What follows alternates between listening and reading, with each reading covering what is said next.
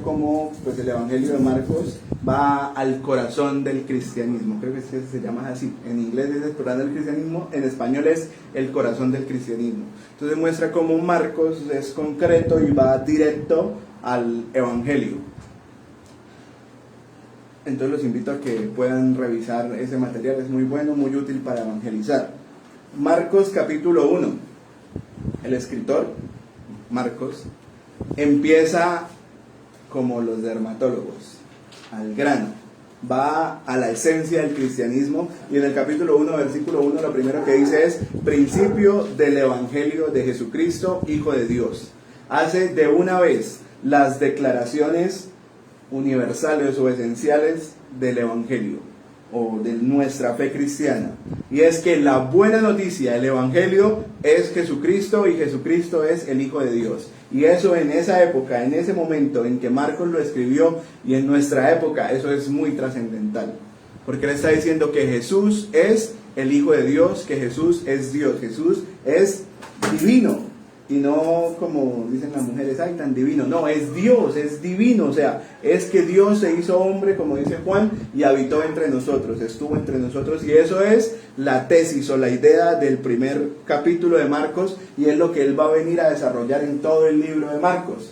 Él va a demostrarle a los romanos, creo que es la gente a la que se le escribe esta carta de Marcos, es para mostrarle a los romanos un resumen, una síntesis del evangelio que Pedro les había predicado, y por eso se escribe este evangelio.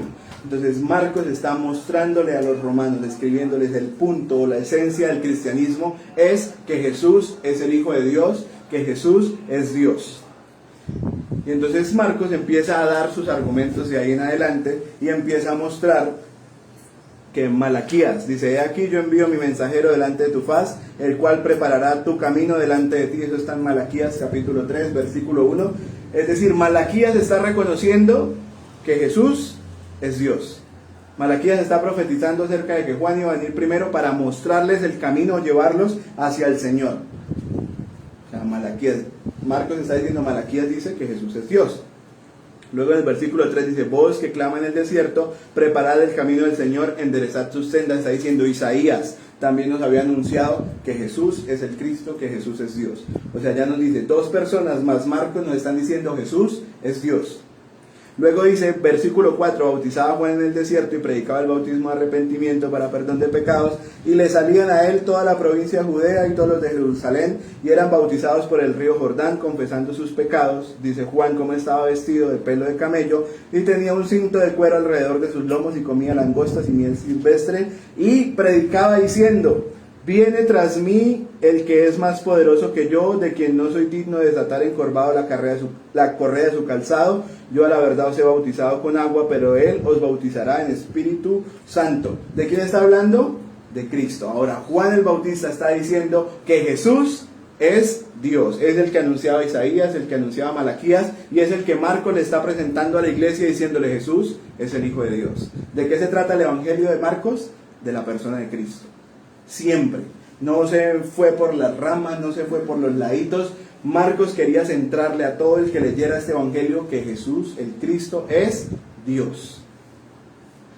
Versículo 9 dice: aconteció en aquellos días que Jesús vino de Nazaret de Galilea y fue bautizado por Juan en el Jordán, y luego cuando subía del agua vio abrirse los cielos y al Espíritu como paloma que descendía sobre él, y vino una voz de los cielos que decía: tú eres mi Hijo amado, en ti tengo complacencia. Ahora, ¿quién está diciendo que Jesús es Dios? El Espíritu Santo y el Padre. Están reconociendo, sí, Jesús es la persona de Dios, la otra persona de la Trinidad. Entonces, Marcos está mostrándole a los romanos, dándole pruebas, dándole evidencias de que Jesús es el Cristo, de que Jesús es Dios. Luego en el versículo 12, y luego el Espíritu le impulsó al desierto, y estuvo allí en el desierto 40 días, y era tentado por Satanás, y estaba con las fieras, y los ángeles le servían. Ahora, en estos dos versículos hay otras tres personajes, por decirlo así, que reconocen que Jesús es Dios. ¿Y quiénes son? Satanás fue a tentarlo porque él es el Hijo de Dios. ¿Se acuerdan la tentación? En Mateo capítulo 4 él le dice: si tú eres el Hijo de Dios, di a estas piedras que se conviertan en pan. Y Jesús es el Hijo de Dios, y por eso fue que Satanás fue a tentarlo. Ahora también, quien reconoce que Jesús es el Hijo de Dios, dice, estaba con las fieras y los ángeles le servían. Las fieras, los animales que habitaban en el desierto, reconocieron, este fue el que nos creó. Él es el creador del universo, dice Marcos. Y los ángeles llegaron y le sirvieron, reconociendo que Jesús es Dios. Ahora, versículos 14 y 15, ya Jesús dice, después de que Juan fue encarcelado, Jesús vino a Galilea predicando el Evangelio. Otra vez esa palabra, Evangelio.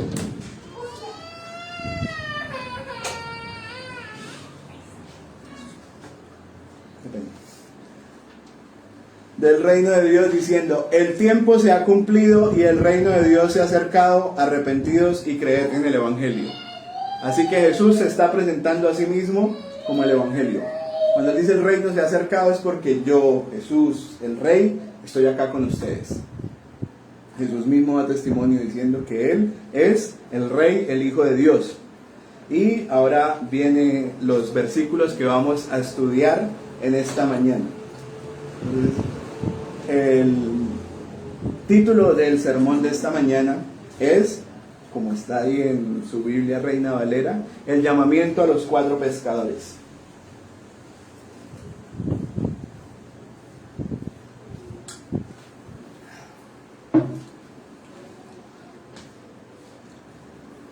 Y lo vamos a ver en tres puntos. El primer punto es el llamado a los pescadores. El segundo punto es la misión que tenían estos pescadores luego de su llamado. Y el tercer punto, lo que les costaba ese llamado.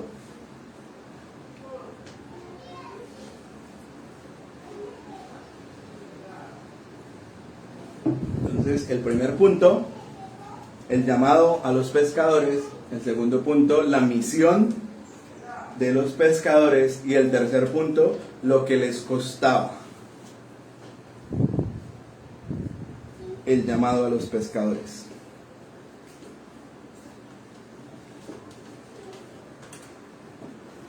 Dice el versículo 16. Andando junto al mar de Galilea, vio a Simón y a Andrés, su hermano, que echaban la red en el mar, porque eran pescadores. Y en el versículo 19 dice, pasando de allí un poco más adelante, vio a Jacobo, hijo de Zebedeo, y a Juan, su hermano, también ellos en la barca, que remendaban las redes. Entonces, aquí hay algo en común.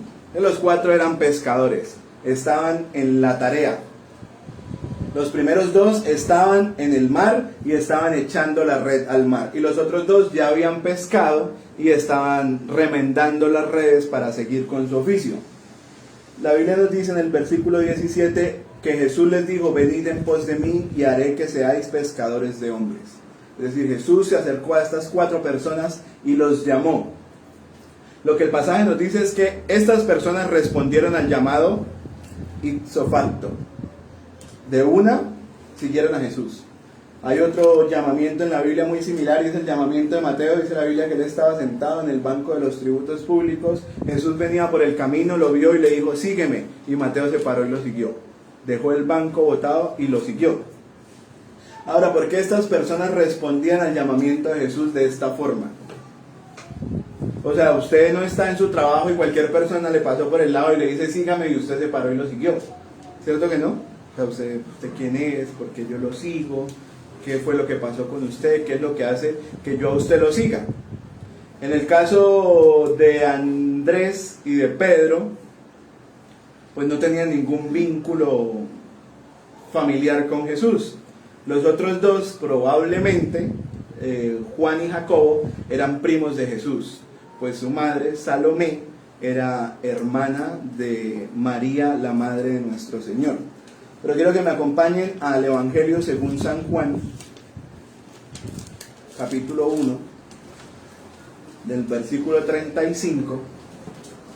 Juan nos da un poquito más de luz con respecto a esto que pasó ahí en Marcos 1. Dice el versículo 35, el siguiente día otra vez estaba Juan y 2 de sus discípulos, Y mirando a Jesús que andaba por allí, dijo: He aquí el Cordero de Dios. Le oyeron hablar los dos discípulos y siguieron a Jesús. Y volviéndose Jesús y viendo que le seguían, les dijo: ¿Qué buscáis? Y ellos le respondieron: Rabí, que traducido es maestro, ¿dónde moras? Les dijo: venid y ved. Fueron y vieron dónde moraba, y se quedaron con él aquel día, porque era como la hora 10. Andrés, hermano de Simón Pedro, era uno de los dos que había oído a Juan y había seguido a Jesús. Este halló primero a su hermano Simón y le dijo: hemos hallado al Mesías, que traducido es el Cristo. Y le trajo a Jesús, y mirándolo Jesús dijo: tú eres Simón, hijo de Jonás, tú serás llamado Cefas. Los historiadores dicen que esto ocurrió por lo menos un año antes de que Jesús los llamara cuando estaban trabajando. Eso dicen. La Biblia no lo dice, ¿sí? Pero ellos dicen que más o menos había pasado ya un año desde que ocurrió esto. Desde que Juan estaba predicando, y lo más probable es que esos dos discípulos que tenía Juan el Bautista eran Andrés, el hermano de Pedro, y Juan, el hermano de Jacobo, ¿sí? Ellos eran del mismo gremio, eran pescadores en Capernaum. Entonces todos se conocían, era una ciudad pequeña, es como, no sé, los zapateros en Santander. Todos se conocen, saben dónde quedan todas las zapaterías, porque es lo que acá hacemos. En Capernaum todos eran pues no todos eran pescadores, pero un oficio muy normal era el de la pesca. Estaban a la ribera o al borde del mar de Galilea, que de hecho es un lago. Entonces estaban al borde de ese lago, y pues un oficio muy común era el de pescar. Entonces ellos se conocían, ellos tenían cierta afinidad por el oficio. Y lo más probable es que estos dos discípulos que dice acá San Juan capítulo 1, que estaban con Juan el Bautista, eran Andrés, que ahí la Biblia sí nos dice que era Andrés, pero que el otro era Juan. Sabemos que Juan, en su escrito del Evangelio, pues no se menciona a él como y estaba Juan o estaba yo. Y de hecho él dice el discípulo al que Jesús amaba. Más adelante se empieza a nombrar a sí mismo como el discípulo al que Jesús amaba. Los historiadores y los comentaristas de la Biblia apuntan a que este hecho ocurrió un año antes de lo que estamos viendo hoy en Marcos capítulo 1. Entonces ellos ya sabían quién era Jesús. Ellos ya habían escuchado a Jesús predicar, ya habían visto algunos de los milagros de Jesús antes de ese llamamiento de Marcos capítulo 1. Ahora, estas personas, después de haber conocido a Jesús, después de haberlo visto, por ejemplo, en Lucas nos habla de que este suceso, cuando Jesús le dice a Pedro: lo voy a hacer pescador de hombre, ocurre después de la pesca milagrosa. Jesús está otra vez al borde del mar de Galilea y le dice a Pedro que si se puede subir a la barca y hablarle allí a la gente en la barca. Jesús predica desde la barca y luego le dice a Pedro: eche la red. Y Pedro le dice: Señor, toda la noche lo hemos hecho y no hemos sacado nada. Y Jesús le dice: eche nuevamente la red y saca los peces. Y en ese momento como que el velo se le quita a Pedro y reconoce: este es el Señor. Dice que se arrodilla ante él y le dice: Señor, apártate de mí porque soy pecador. Y Jesús le dice: ya no va a ser más un pescador de peces, sino va a ser un pescador de hombres. Eso es lo que dice Lucas. Ahora, ellos ya llevaban un tiempo reconociendo a Jesús, viendo lo que Jesús hacía, y cuando Jesús pasa por su trabajo y les dice: sígueme, ellos ya lo tenían claro. O sea, ya había como una noción de a qué era lo que iban, de qué era lo que tenían que hacer. Jesús los estaba llamando a ser parte de su élite, de su cuerpo de discípulos cercanos, a trabajar con él en el proyecto, en el ministerio, en el trabajo que Jesús tenía que hacer con esa nación. Y ellos estaban reconociendo ese llamado. Jesús los estaba llamando a eso. Ahora, ellos obedecieron, ¿por qué? Por la misma razón que vimos en la introducción: Isaías, Malaquías, Juan el Bautista, el mismo Marcos, el Espíritu Santo, Dios. Todos ellos habían reconocido: Jesús es Dios. Jesús es del que las profecías hablaban. Jesús es el que había anunciado Moisés, Isaías, el rey David en los Salmos, Jeremías, Daniel, el que los profetas habían anunciado en la Biblia. Ese es el que está acá con nosotros, el que estamos viendo hacer milagros, el que hemos visto hacer tantas cosas, es esa persona. Así que le vamos a seguir. Nos está invitando a que seamos parte de su trabajo, de su proyecto, de lo que él va a hacer. Y ellos decidieron dejarlo que estaban haciendo e ir con Jesús. Ahora, ¿quiénes eran ellos? Pues eran pescadores. Y era un oficio que no era muy apetecido o muy celebrado socialmente. O sea, un pescador, ¿sí? No eran escribas, no eran maestros de la ley, no eran personas que tuvieran un cargo público notable, que fueran reconocidos, no, eran pescadores, eran personas que estaban al servicio de la plaza de mercado de Capernaum, de abastecer de pescado la plaza de mercado donde la gente iba a comprar los alimentos. Sí, no era algo que, no, es que es un escriba, es que es el ayudante, es de los principales de la sinagoga, y Jesús llamó a una persona de ese tipo de condición social. No, eran simples pescadores que hacían su oficio. Ahora podemos notar que era gente ocupada, ¿no? Jesús no estaba llamando vagos, estaba llamando gente que trabajaba, que estaba en su oficio, que estaban haciendo sus cosas. Y Jesús llegó y los llamó y les dijo, síganme. Y esas personas respondieron. Entonces lo primero que vemos es que en el llamado Jesús está llamando personas que ante el mundo, por su personalidad, por su condición, no son impactantes.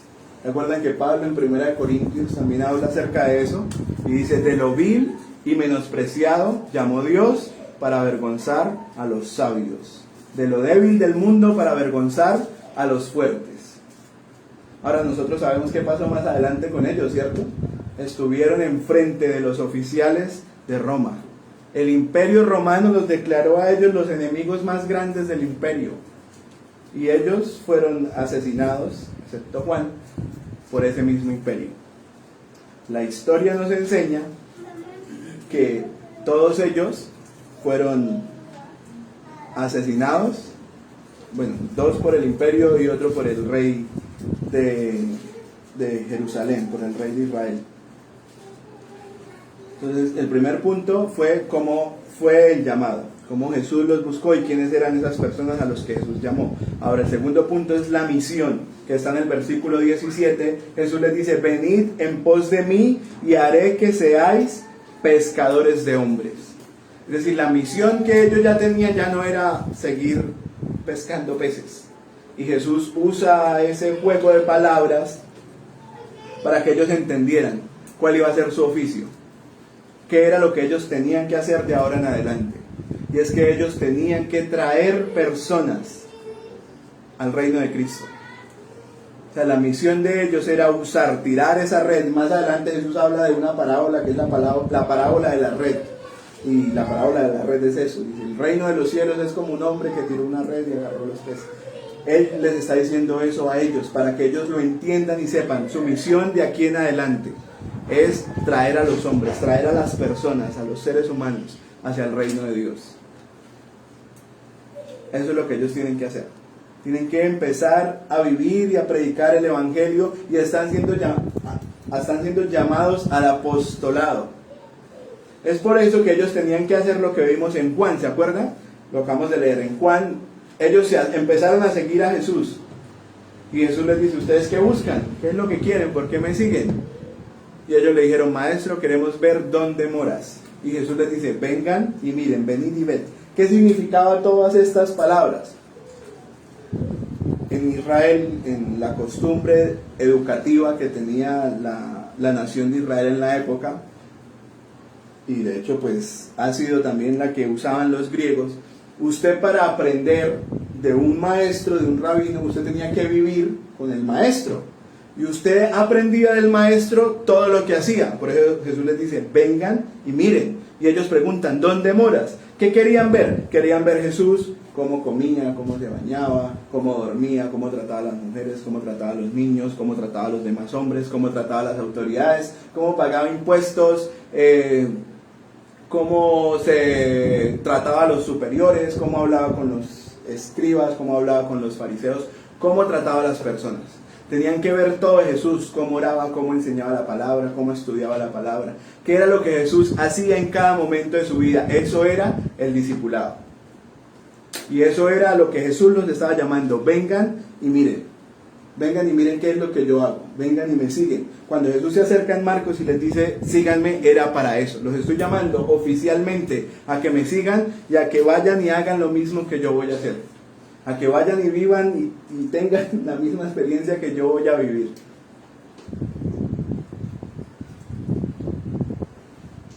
Jesús los tenía que preparar para esta misión que ellos tenían de ser pescadores. Jesús los estaba llamando a ellos a ser predicadores de ese mismo evangelio que él estaba predicando.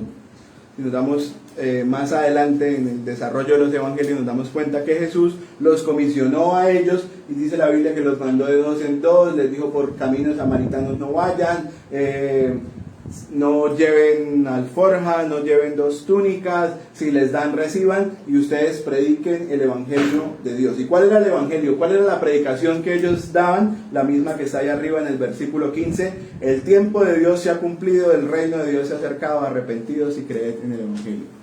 Ese era el mensaje. Ellos estaban diciendo: Jesús es el Cristo, el reino se ha acercado porque Jesús es el Rey y está acá entre nosotros. Él es el que está cumpliendo todas las profecías del Antiguo Testamento. Ustedes, nación judía, tienen que creer en Cristo. Tienen que creer que Jesús es el Cristo. Y esa era la predicación que ellos hacían. Ahora, si miramos y revisamos, la Biblia nos dice que ellos incluso echaban fuera demonios. Y que ellos llegaron contentos contándole al Señor que incluso los demonios se les sujetaban en el nombre de Jesús. Y Jesús les dijo: ustedes no se alegren por eso, alégrense que su nombre está escrito en los cielos.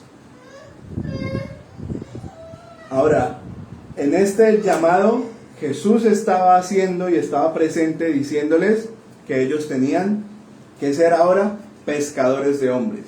Ahora, la responsabilidad y la carga de esta comisión o de esta misión, ¿en quién descansaba? ¿En ellos o en Cristo? ¿Qué dice el pasaje? Dice: venid en pos de mí y haré que seáis pescadores de hombres. ¿Se acuerdan lo del evangelio que vimos en la mañana? ¿Quién es el que lo hace posible? Es Él. Es el Señor. Ese venid en pos de mí, ese llamamiento a que vengan a Él, es el mismo que está en Isaías, donde dice: miren a mí, vuélvanse a mí y sean salvos todos los confines de la tierra. O es el mismo que usted puede encontrar en Mateo capítulo 11, cuando Jesús dice: vengan a mí todos los que están trabajados y cargados, y yo los hago descansar. Lleven mi yugo sobre vosotros, porque mi yugo es fácil y mi carga es ligera, y van a hallar reposo para sus almas. Ese es el llamamiento que Jesús les estaba haciendo ahí: vengan en pos de mí, síganme a mí, porque yo los voy a hacer a ustedes lo que ustedes no pueden ser. ¿Quién es el que lo hace posible? Es ese mismo Señor. ¿Quién es el que ha hecho posible que el llamado de ustedes sea efectivo?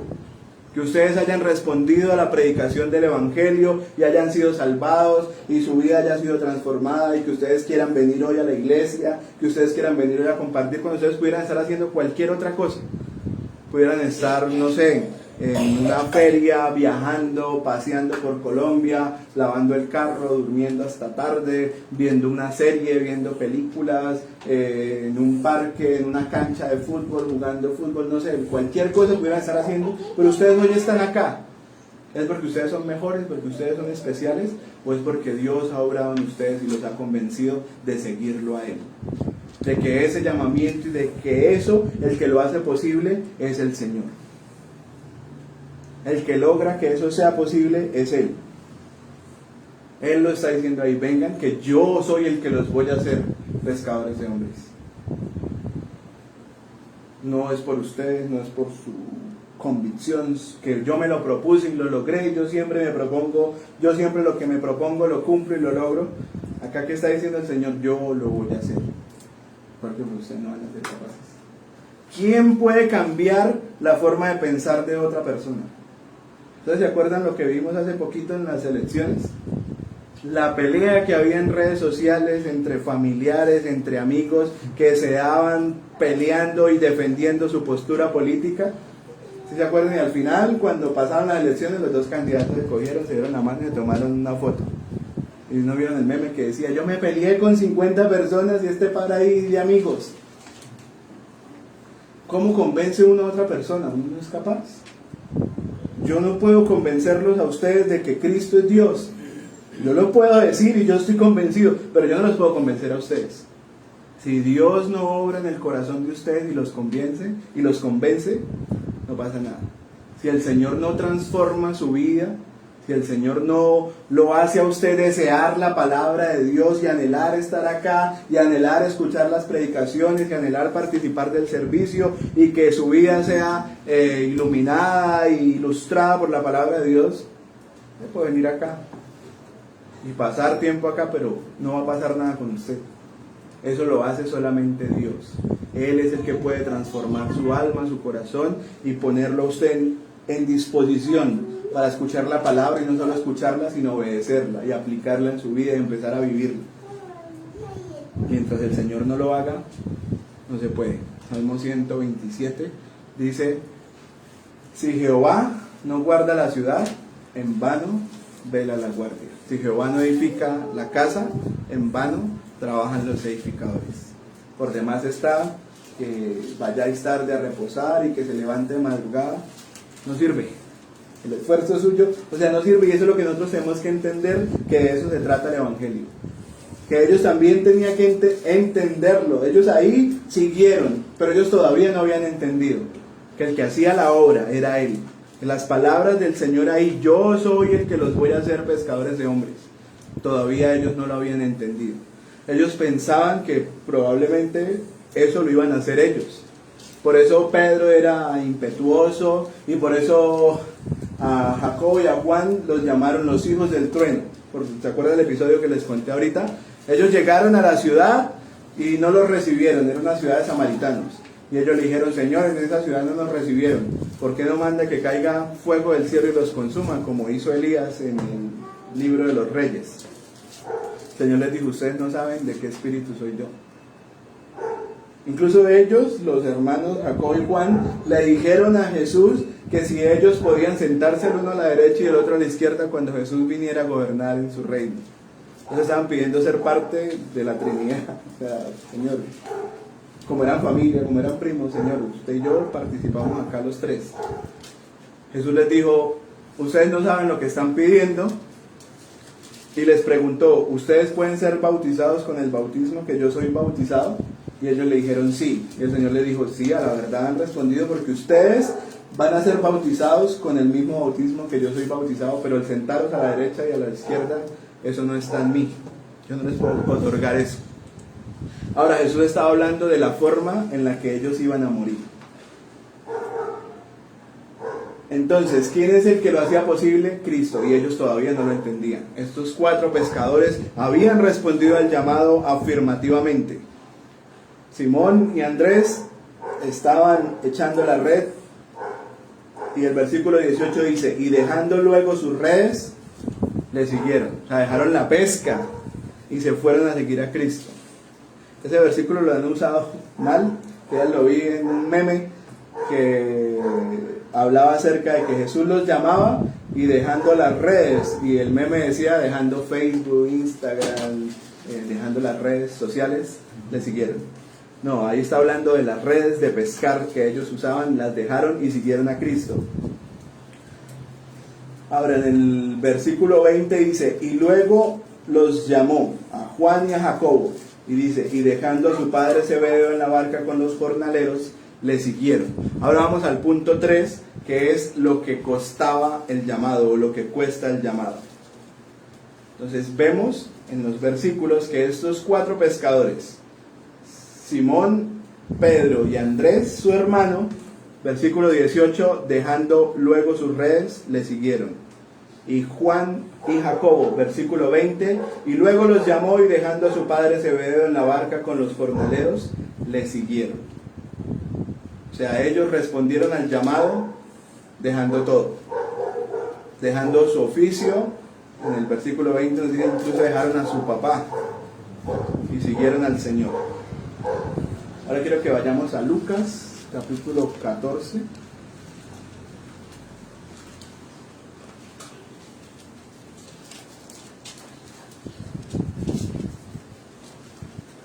Versículos 25 al 33. Voy a leer.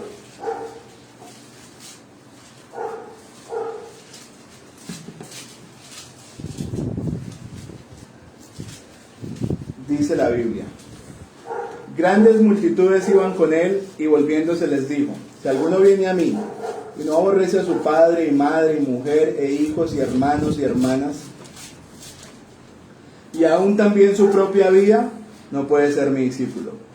Y el que no lleva su cruz y viene en pos de mí, no puede ser mi discípulo. Porque ¿quién de vosotros, queriendo edificar una torre, no se sienta primero y calcula los gastos a ver si tiene lo que necesita para acabarla? No sea que después que haya puesto el cimiento y no pueda acabarla, todos los que lo vean comiencen a hacer burla de él, diciendo: este hombre comenzó a edificar y no pudo acabar. ¿O qué rey, al marchar a la guerra contra otro rey, no se sienta primero y considera si puede hacer frente con 10,000 al que viene contra él con 20,000? Y si no puede, cuando el otro está todavía lejos, le envía una embajada y le pide condiciones de paz. Así pues, cualquiera de vosotros que no renuncie a todo lo que posee, no puede ser mi discípulo. ¿Cómo está? Está alta, ¿cierto?, la brecha. Si usted no renuncia a todo lo que posee, si su amor más cercano o su afecto más grande no es para con Dios, usted no puede ser lo que estos pescadores tomaron la decisión de ser, y es ser discípulo del Señor. ¿Quién puede ser discípulo del Señor? El Señor está diciendo: el que no aborrece a su padre, a su madre, a sus hermanos, a su mujer, a sus hijos, y aún también su propia vida, no puede ser mi discípulo. O sea, ¿cuál debe ser el afecto más grande de nosotros los creyentes? Cristo, Dios mismo. La persona que usted más ame tiene que ser Dios. La pregunta es: ¿Dios es la persona que usted más ama? Estos señores lo dejaron todo y siguieron a Cristo. Dejaron su oficio, dejaron su trabajo, su profesión, lo que les producía para comer, y se fueron detrás del Señor. Ahora, ¿qué cuesta seguir a Jesús? Cuesta todo, porque Jesús está demandando todo. Jesús no nos hace Él no baja el estándar. Él no lo hace más fácil para que usted pueda pasar. No, el estándar es donde está. ¿Cuál es el estándar? ¿Cuál es la demanda? Todo. Jesús pide todo de nosotros. ¿Qué es lo que nosotros damos? ¿Qué es lo que nosotros podemos hacer por Cristo? ¿Cierto que no? Y ahí es donde están las malas noticias, ¿cierto? Porque nosotros no podemos, no hemos sido capaces. Tenemos cosas con las que luchamos, con las que batallamos, con las que cada día nosotros estamos ahí y volvemos a caer y volvemos a fallar, y no somos capaces de salir de eso. Tenemos afectos todavía en los que Dios no tiene el primer lugar. Hay cosas que usted tiene reservadas en su corazón y que usted no ha sido capaz de soltar. Y usted lucha con eso, y yo sé, porque yo vivo lo mismo, no que yo soy como ustedes. Nos cuesta dejar muchos pecados, muchos hábitos, no somos capaces. Dios no toma ese primer lugar que es lo que Él está demandando, que fue lo que Él le pidió a esos 4 pescadores y que dejaron todo y lo siguieron. Ahora, ellos son el ejemplo. Si usted mira la Biblia, ellos no son el ejemplo. Cuando a Jesús lo tomaron preso, dice la Biblia, todos lo abandonaron, todos lo dejaron. Todos, no solamente Pedro, que lo negó, no, los otros 3 también. Ninguno peleó por él, ninguno fue a la cruz con él. Pedro le dijo: Señor, yo voy a la cruz con usted, y dice la Biblia, y los demás le dijeron lo mismo, pero el resto no fue. Todos se acobardaron en ese momento crítico que tuvo el ministerio de Jesús. No solamente fue Pedro. Entonces ellos son el ejemplo. No, ellos no son el ejemplo tampoco, porque ellos también fallaron, también tuvieron sus luchas. Ellos se peleaban entre ellos por quién iba a ser el mayor.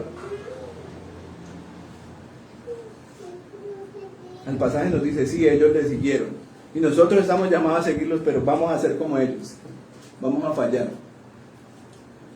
nos va a costar. Y nos cuesta mucho seguir a Cristo porque Cristo nos está pidiendo todo y a nosotros nos cuesta dar todo. Y vea, vivir es más difícil que morir. Porque uno dice, no, yo doy la vida. Y sí, pues usted muere y ya, listo, me murió. Pero vaya viva. Sí, la canción esta de Víctor Manuel, por ella yo daría la vida sin pensarlo tanto. Pero es que la Biblia, el mismo Pedro está diciendo en su carta, dice, ustedes maridos, vivan con ella. Porque morirse pues uno se muere. Pero vaya viva, vaya sopórtela. Cuando está embarazada y tiene antojos y pone de mal genio. Eso cuesta. Eso no es fácil, o sea, y por eso la Biblia dice, vaya viva con ella. Porque ahí es donde cuesta. O sea, donde toca llevar la cruz y ir con la cruz y llevar la cruz que el Señor nos puso a cargar. Ahí es donde cuesta. Y el Señor está pidiendo todo. ¿Qué cuesta seguir a Jesús? Jesús les dice, ¿qué es lo que cuesta? Si usted quiere ir a Él, tiene que renunciar a todo y vivir por Él. Solo por Él y para Él. Romanos capítulo 11 dice, porque Él y por Él y para Él son todas las cosas. A Él sea la gloria por los siglos. Estamos perdidos porque no lo hacemos. Pero ¿qué es lo que Él está diciendo ahí en el versículo? Yo soy el que los voy a hacer pescadores de hombres. En el versículo 17, venid en pos de mí y haré que seáis pescadores de hombres. Él es el que lo hace. Ahora, si usted se pone a mirar qué fue lo que hizo Jesús, vamos a Filipenses.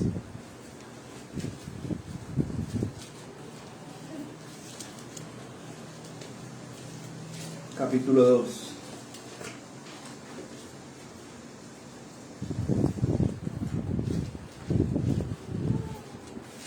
Versículo 5.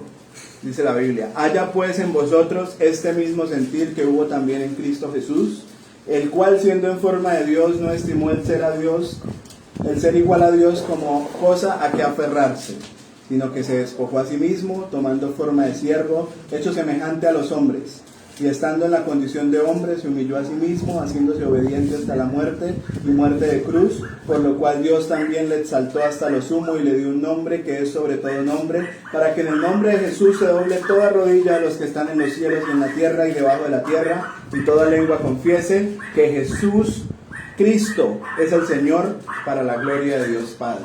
Jesús sí lo hizo. Jesús sí dejó todo, renunció a todo por cumplir la misión, el llamado al que el Padre lo había llamado, al que el Padre le había encomendado. Se humilló hasta lo sumo, fue hasta la muerte en la cruz. Pero la cruz no lo pudo detener, resucitó y por lo tanto Dios lo exaltó también hasta lo sumo y le dio ese nombre que es sobre todo nombre. Y en el nombre del Señor toda rodilla se doblará y confesará que Él es el Señor. Amén, ¿cierto? Gloria a Dios por ese Cristo que nos ha salvado, por ese Cristo que cumplió lo que usted y yo no podíamos en favor nuestro. Ahora Dios nos ve a nosotros y ve que nosotros cumplimos el llamado. ¿Por qué? Porque Cristo lo hizo por mí. Ahora usted puede predicar el Evangelio y hablarle a los demás de que ese Señor lo salvó a usted, de que ese Señor lo ha rescatado a usted y lo ha redimido. Eso es lo que dice el pasaje. Él es el que lo hace por nosotros. Y Él es el que nos ha llamado a hablar de esas grandezas. Y nosotros debemos vivir en esa acción de gracia todo el tiempo, reconociendo que Cristo fue el que me salvó. Por Él es que yo puedo soportar y seguir luchando contra lo que estoy luchando, porque Él ha prometido darme la victoria, porque Él ha prometido rescatarme, porque Él me ha salvado. Porque el problema más grande que yo tenía era la condenación de mi alma y el Señor ya lo solucionó. Ya lo demás, como decimos, es papita para el loro. Bendito sea ese Señor, ¿cierto? Que nos ha salvado. Ahora nosotros, si miramos la historia de ellos terminaron martirizados por causa de Cristo. El Señor les dijo en Hechos capítulo 1, ustedes van a recibir poder cuando venga sobre ustedes el Espíritu Santo y me van a hacer testigos. La palabra testigos ahí quiere decir mártires.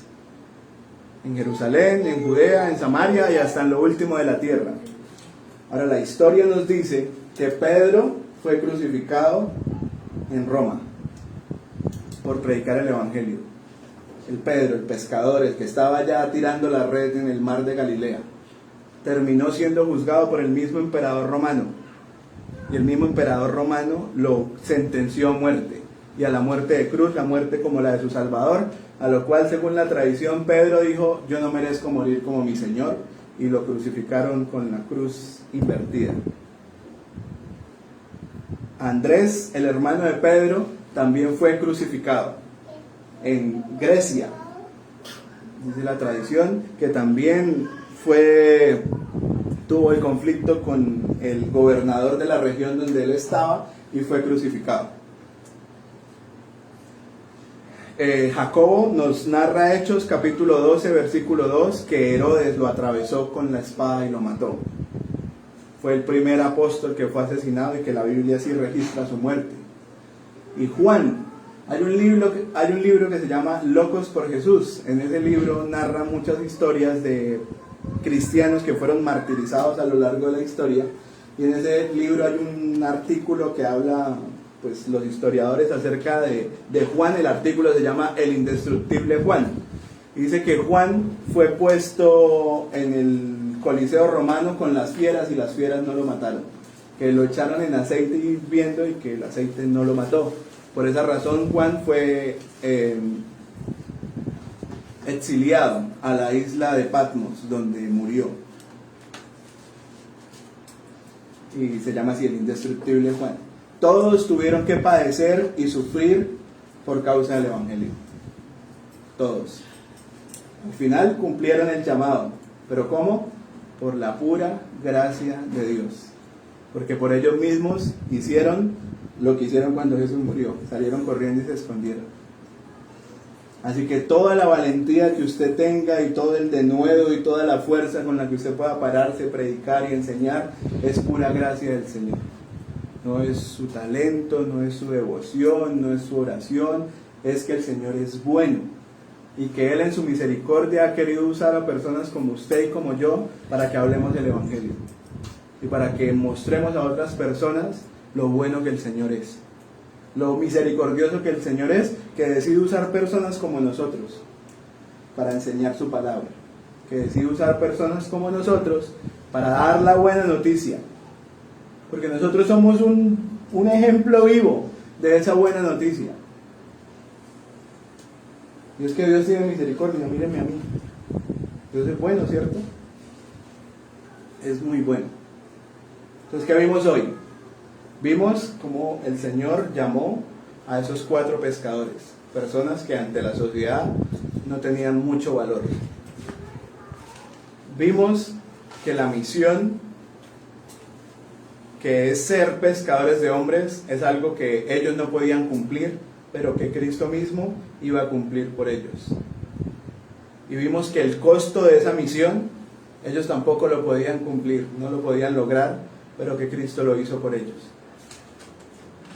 Y al final, ellos, en respuesta a ese amor de Cristo, terminaron cumpliendo con su misión y dando su vida por Cristo. Y es a lo que estamos siendo llamados nosotros, a vivir nuestra vida por Cristo, para Cristo, y a morir por nuestro Señor.